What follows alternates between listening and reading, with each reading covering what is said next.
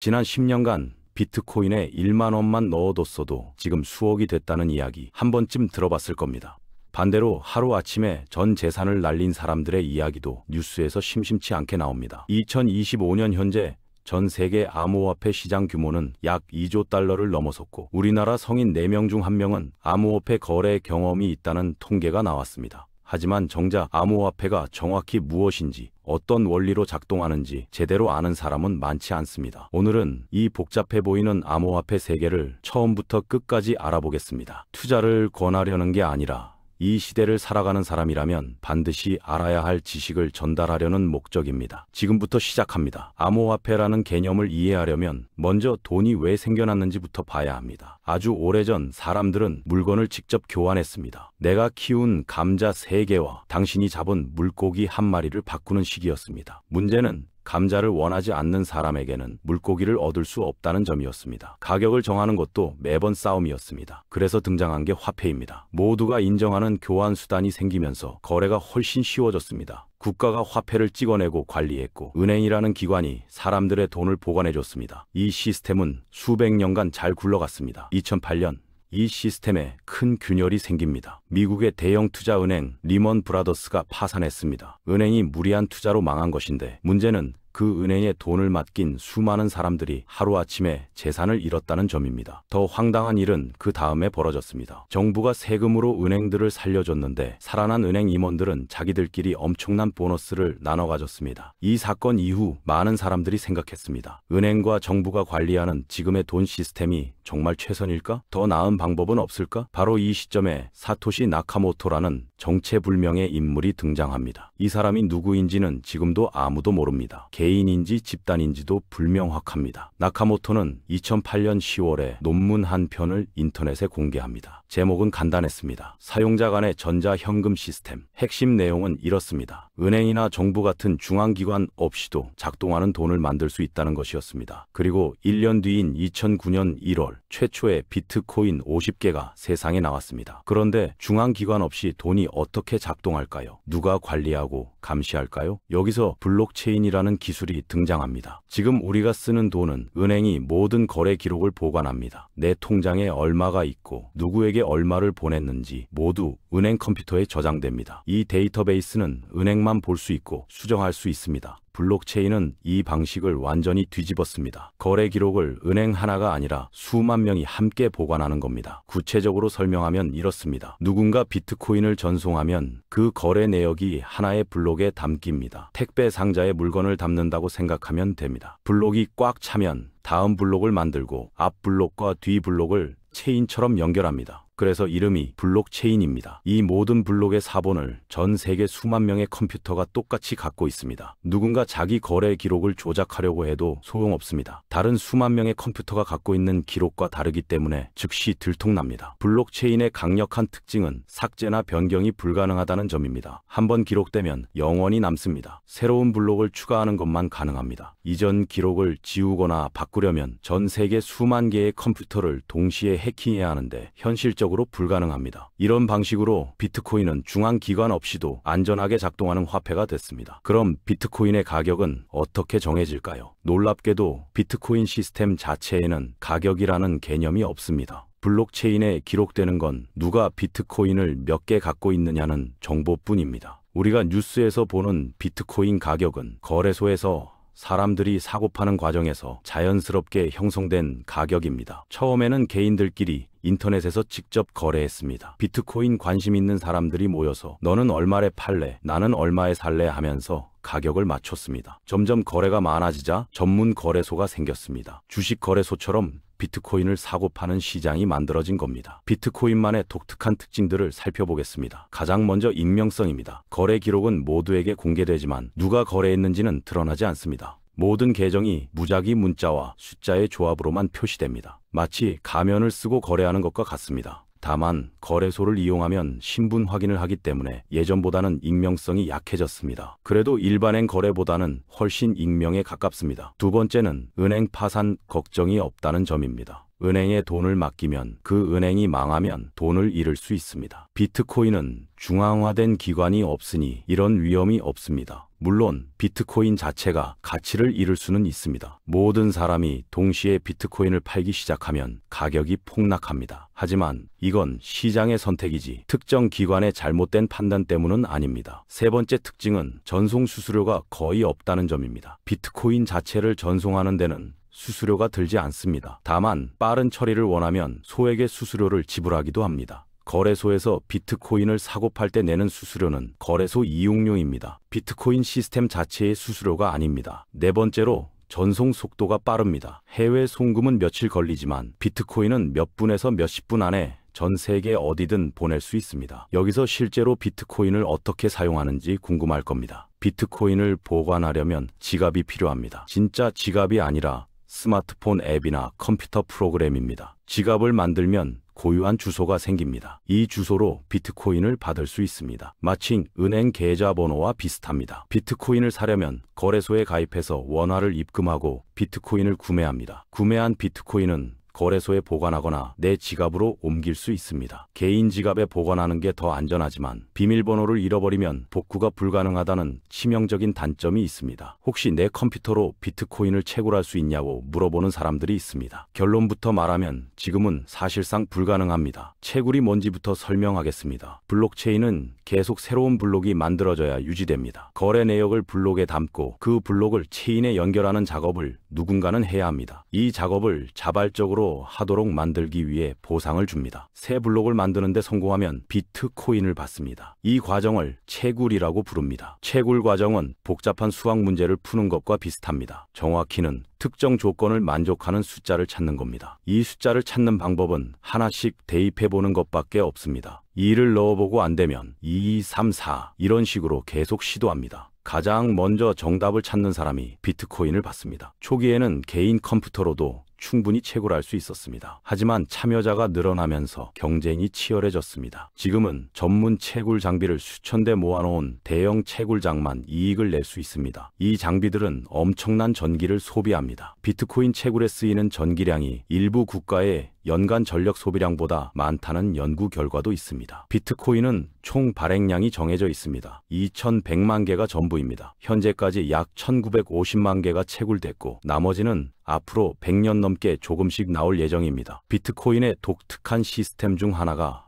반감기입니다. 반감기가 뭐냐면 채굴에 성공했을 때 받는 비트코인 개수가 반으로 뚝 떨어지는 시기를 말합니다. 예를 들어 설명하겠습니다. 처음에는 블록 하나를 만들면 50개의 비트코인을 보상으로 받았습니다. 그런데 4년이 지나면 이 보상이 절반인 25개로 줄어듭니다. 또 4년이 지나면 12.5개로 줄고 지금은 3.125개만 받습니다. 같은 일을 해도 받는 보상이 계속 반토막 나는 겁니다. 왜 이런 시스템을 만들었을까요? 처음부터 끝까지 계속 같은 양을 주면 2100만 개가 너무 빨리 다 나와버립니다. 그래서 시간이 갈수록 조금씩만 나오게 만든 겁니다. 2024년 4월에 가장 최근 반감기가 있었고 다음은 2028년쯤 올 예정입니다. 반감기가 오면 시장에 풀리는 비트코인이 줄어듭니다. 물건이 귀해지면 가격이 오르는 것처럼 비트코인도 반감기 이후 가격이 오른 적이 여러 번 있었습니다. 반감기가 중요한 이유는 시장에 공급되는 비트코인 수가 줄어들기 때문입니다. 수요가 같다면 공급이 줄면 가격이 오릅니다. 실제로 과거 반감기 이후 비트코인 가격이 크게 오른 적이 여러 번 있었습니다. 물론 항상 그런 건 아니지만 많은 투자자들이 반감기를 중요한 이벤트로 여깁니다. 암호화폐 투자의 위험성도 반드시 알아야 합니다. 가장 큰 위험은 극심한 가격 변동성입니다. 비트코인은 하루에 10%, 20% 오르거나 떨어지는 일이 흔합니다. 2021에는 약 7,800만 원까지 올랐다가 2022년에 2천만 원대로 폭락했습니다. 2025년 현재는 다시 1억 원을 넘어섰습니다. 이런 변동성 속에서 큰 돈을 벌 수도 있지만 순식간에 잃을 수도 있습니다. 그 다음 위험은 해킹입니다. 2014년 당시 세계 최대 비트코인 거래소가 해킹당해 85만 개의 비트코인을 도난당했습니다. 현재 가치로 환산하면 수십조 원입니다. 사용자들은 하루아침에 전 재산을 잃었습니다. 블록체인 자체는 안전하지만 거래소나 개인 지갑은 해킹 위험이 있습니다. 비밀번호를 잃어버리면 복구할 방법이 전혀 없다는 점도 치명적입니다. 실제로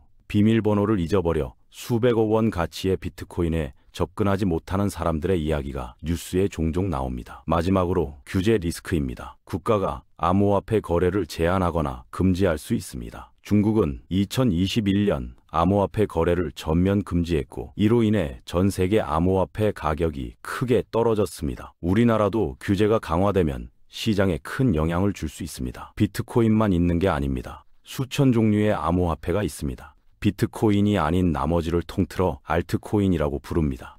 그중 가장 유명한 게 이더리움입니다. 이더리움은 2015년에 등장했는데 비트코인과 큰 차이가 있습니다. 비트코인은 단순히 돈을 보내고 받는 기능만 있습니다. 이더리움은 스마트 계약이라는 기능을 추가했습니다. 스마트 계약은 조건부 거래를 자동으로 실행하는 시스템입니다. 예를 들어 설명하겠습니다. 당신이 중고 물품을 온라인으로 판다고 가정합니다. 구매자는 돈을 먼저 보내기 싫어하고 판매자는 물건을 먼저 보내기 싫어합니다. 서로 믿지 못하는 상황이죠. 이건 스마트 계약으로 해결할 수 있습니다. 구매자가 돈을 스마트 계약에 맡깁니다. 판매자가 물건을 보냅니다. 구매자가 물건을 받았다고 확인하면 자동으로 판매자에게 돈이 전송됩니다. 만약 물건이 오지 않으면 자동으로 구매자에게 돈이 환불됩니다. 중간에 누가 개입하지 않아도 모든 게 자동으로 처리됩니다. 더 복잡한 예시도 가능합니다. 게임 아이템을 거래한다고 생각해 봅시다. 내가 희귀 아이템을 상대방에게 주면 상대방이 약속한 금액을 지불하는 조건을 코드로 작성합니다. 아이템이 전송되는 순간 자동으로 돈이 지불됩니다. 사기를 칠 수 없습니다. 이런 방식으로 이더리움은 단순한 화폐를 넘어 다양한 서비스를 만들 수 있는 플랫폼이 됐습니다. 실제로 이더리움 기반으로 게임, 금융 서비스, 예술 작품 거래 등 수많은 프로젝트가 만들어졌습니다. 2025년 현재 암호화폐 시장에는 큰 변화가 일어나고 있습니다. 가장 중요한 사건은 미국에서 비트코인 ETF가 승인된 겁니다. ETF는 상장 지수 펀드라는 뜻인데 쉽게 말하면 주식처럼 증권거래소에서 비트코인에 투자할 수 있게 된 겁니다. 직접 비트코인을 사지 않아도 비트코인 가격 변동에 따라 수익이 나는 상품입니다. 2024년 1월 미국 증권거래위원회가 11개 비트코인 ETF를 승인했고 출시 첫 달에만 약 60조 원이 몰려들었습니다. 금융 역사상 가장 빠른 자금 유입이었습니다. 은행이나 연기금 같은 기관 투자자들이 본격적으로 암호화폐 시장에 들어왔다는 신호입니다. 우리나라는 어떤 변화가 있을까요? 2024년 7월부터 가상자산 이용자 보호법이 시행됐습니다. 거래소들은 이용자 자산을 별도로 보관해야 하고 예치금의 80% 이상을 은행에 맡겨야 합니다. 거래소가 망해도 사용자 돈을 보호받을 수 있게 된 겁니다. 과거처럼 거래소가 갑자기 문을 닫고 사용자 돈을 들고 튀는 일을 막으려는 조치입니다. 암호화폐로 벌어들인 수익에 대한 과세도 본격화되고 있습니다. 2025년부터 시행 예정이었던 암호화폐 거래 소득세는 2027년으로 유예됐습니다. 연간 250만 원을 초과하는 수익에 대해 22%의 세금을 내야 합니다. 국가가 직접 발행하는 디지털 화폐 움직임도 활발합니다. CBDC라고 부르는데 중앙은행 디지털 화폐라는 뜻입니다. 비트코인처럼 블록체인 기술을 쓰지만 국가가 발행하고 관리합니다. 중국은 이미 디지털 위안화를 시범 운영 중이고 유럽중앙은행도 디지털 유로 개발을 진행하고 있습니다. 우리나라 한국은행도 디지털 원화 연구를 계속하고 있습니다. 왜 국가들이 이런 걸 만들까요? 비트코인의 익명성과 국가 통제 밖에서의 거래가 부담스럽기 때문입니다. CBDC는 디지털 화폐의 편리함을 유지하면서도 국가가 거래를 추적하고 통제할 수 있습니다. 민간에서 만든 비슷한 개념도 있습니다. 스테이블 코인이라고 부릅니다. 비트코인은 가격이 너무 들썩입니다. 오늘 1억 원이던 게 내일 8천만 원이 될 수 있습니다. 이런 변동성 때문에 실제 결제 수단으로 쓰기 어렵습니다. 스테이블 코인은 이 문제를 해결하려고 만들어졌습니다. 달러나 원화 같은 기존 화폐의 가치를 고정시킨 암호화폐입니다. 가장 유명한 게 테더라는 코인인데 한테는 항상 1달러 가치를 유지합니다. 테더를 발행하는 회사가 은행에 실제 달러를 예치해두고 누군가 테더를 현금으로 바꾸고 싶으면 언제든 회사가 달러로 바꿔줍니다. 이런 보장이 있기 때문에 가격이 안정적으로 유지됩니다. 암호화폐를 실제로 사용할 수 있는 곳도 늘어나고 있습니다. 과거에는 투자 목적이 대부분이었지만 이제는 실생활에서 쓸 수 있는 곳들이 생기고 있습니다. 일부 온라인 쇼핑몰에서는 비트코인으로 결제가 가능합니다. 해외 송금에도 유용합니다. 은행을 통하면 며칠 걸리고 수수료도 비싼 해외 송금을 암호화폐로는 몇 분 안에 저렴하게 할 수 있습니다. 실제로 외국에 있는 가족에게 생활비를 보내는 사람들이 암호화폐를 많이 씁니다. 다만 아직은 사용처가 제한적입니다. 동네 슈퍼에서 비트코인으로 라면을 사기는 어렵습니다. 암호화폐를 실제로 보관하고 사용하려면 어떻게 해야 할까요? 지갑이 필요합니다. 물론 진짜 지갑이 아니라 디지털 지갑입니다. 거래소에 보관하는 방식이 있습니다. 업비트나 빗썸 같은 거래소에 가입하면 자동으로 지갑이 만들어집니다. 사용하기 편하지만 거래소가 해킹당하거나 망하면 위험합니다. 개인 지갑도 있습니다. 스마트폰 앱이나 컴퓨터 프로그램, 심지어 USB처럼 생긴 하드웨어 지갑도 있습니다. 이건 내가 직접 관리하기 때문에 더 안전하지만 비밀번호를 잃어버리면 복구가 불가능합니다. 지갑을 만들면 주소가 생깁니다. 무작위 문자와 숫자가 섞인 긴 문자열입니다. 이 주소로 암호화폐를 받을 수 있습니다. 은행 계좌번호와 비슷한 역할입니다. 누군가에게 암호화폐를 보내려면 상대방의 주소를 입력하고 금액을 정하면 됩니다. 몇 분에서 몇십 분 안에 전송이 완료됩니다. 주의할 점은 주소를 한 글자라도 잘못 입력하면 돈이 영영 사라진다는 겁니다. 은행 송금처럼 취소나 환불이 불가능합니다. 그래서 소액으로 먼저 테스트 전송을 해보고 확인한 뒤 본 금액을 보내는 게 안전합니다. 개인 컴퓨터로 채굴할 수 있냐고 묻는 사람들이 있습니다. 결론부터 말하면 지금은 사실상 불가능합니다. 전기세가 채굴로 얻는 비트코인 가치보다 더 나옵니다. 채굴은 이제 대형 채굴장의 영역이 됐습니다. 아이슬란드나 카자흐스탄처럼 전기가 싼 나라에 수천 대의 컴퓨터를 모아놓고 24시간 돌립니다. 이런 채굴장의 전기 소비량이 어마어마합니다. 비트코인 전체 네트워크가 사용하는 전기는 연간 약 150테라와트시입니다. 이건 아르헨티나나 네덜란드 같은 중간 규모 국가의 연간 전력 소비량과 맞먹습니다. 환경 파괴 논란이 계속되는 이유입니다. 미래의 암호화폐를 위협할 수 있는 기술도 있습니다. 양자 컴퓨터입니다. 지금의 암호화 기술은 엄청나게 복잡한 계산 문제를 푸는데 수억 년이 걸린다는 전제로 만들어졌습니다. 그래서 안전합니다. 하지만 양자 컴퓨터는 이런 계산을 순식간에 해낼 수 있습니다. 만약 양자 컴퓨터가 상용화되면 현재의 블록체인 암호화 방식이 무력화될 수 있습니다. 누군가 다른 사람의 비트코인을 훔칠 수 있게 되는 겁니다. 다만 이건 아직 먼 미래의 이야기입니다. 양자 컴퓨터가 상용화되려면 최소 10년 이상 걸릴 거라는 게 전문가들의 의견입니다. 암호화폐 개발자들도 양자 컴퓨터에 대응할 새로운 암호화 기술을 연구하고 있습니다. 비트코인이 암호화폐의 전부는 아닙니다. 수천 종류가 넘는 암호화폐가 있고 각자 다른 특징을 내세웁니다. 리플이라는 코인은 은행 간 국제 송금에 특화됐습니다.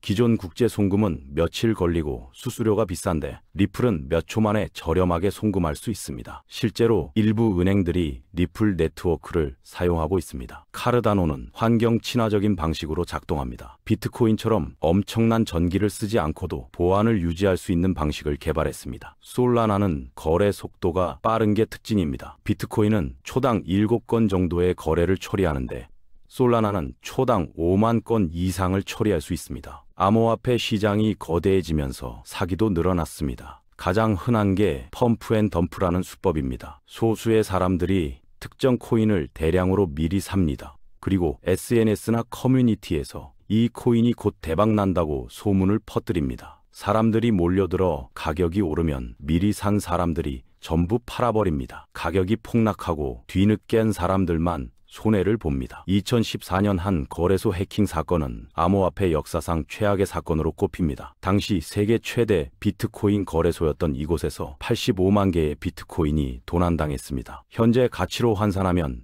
약 85조 원입니다. 수많은 사용자들이 하루아침에 재산을 잃었습니다. 그렇다면 암호화폐에 투자해야 할까요? 이 질문에 정답은 없습니다. 암호화폐는 높은 수익 가능성과 함께 큰 위험을 안고 있는 자산입니다. 가장 큰 위험은 극심한 변동성입니다. 비트코인은 2021년 약 7,008원까지 올랐다가 2022년 2천만 원대로 폭락했습니다. 2025년 현재는 다시 1억 원을 넘어섰습니다. 이런 변동성 속에서 큰 돈을 벌 수도 있지만 순식간에 잃을 수도 있습니다. 생활비나 급하게 쓸 돈을 투자하면 안 됩니다. 잃어도 생활에 지장이 없는 여유 자금으로만 투자해야 합니다. 투자를 고려한다면 몇 가지를 확인해야 합니다. 그 암호화폐가 실제로 어떤 문제를 해결하려고 하는지 봐야 합니다. 단순히 가격만 오르길 기대하는 코인은 위험합니다. 사용자 수가 얼마나 되는지도 중요합니다. 사용자가 많을수록 네트워크가 안정적이고 갑자기 가치가 사라질 위험이 적습니다. 개발팀이 투명하게 운영되는지, 정기적으로 기술 업데이트가 이루어지는지도 확인해야 합니다. 무엇보다 내가 이해하지 못하는 코인에는 투자하지 않는 게 원칙입니다. 암호화폐는 이제 우리 사회의 한 부분이 됐습니다. 좋든 싫든 이 기술과 시장은 계속 발전하고 있습니다. 투자를 하든 안 하든 이 시대를 살아가는 사람이라면 암호화폐가 무엇인지 알아야 합니다. 뉴스에서 비트코인 가격이 올랐다 내렸다 할 때 그게 단순히 투기가 아니라 어떤 기술과 철학을 바탕으로 한 것인지 이해할 수 있어야 합니다. 블록체인이라는 단어를 들었을 때 그게 어떤 원리로 작동하는지 설명할 수 있어야 합니다. 오늘 이 내용을 이해했다면 여러분은 이미 대부분의 사람들보다 한 발 앞서 있습니다. 기술은 계속 발전하고 세상은 계속 변합니다. 그 변화를 이해하고 대응하는 사람과 그렇지 못한 사람의 차이는 점점 커질 겁니다. 여러분이 현명한 택을 하시길 바랍니다. 다음에도 더 깊이 있는 이야기를 듣고 싶으시다면 구독과 좋아요 부탁드립니다. 시청해 주셔서 감사합니다.